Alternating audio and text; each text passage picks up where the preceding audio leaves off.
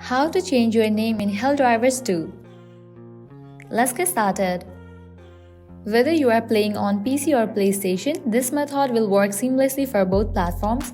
Unfortunately, right now I can only demonstrate the process for Steam in this video as I currently cannot capture footage from my PlayStation screen. However, rest assured, these steps are quite similar.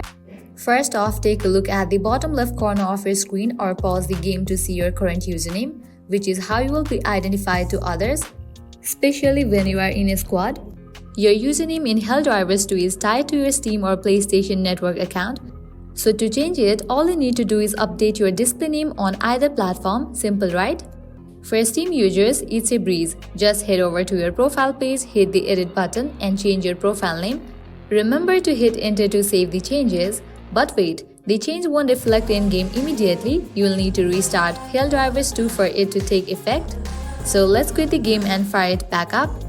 After you relaunch the game, you will notice the updated username in the bottom left corner. Your new username will be also visible in the squad interface.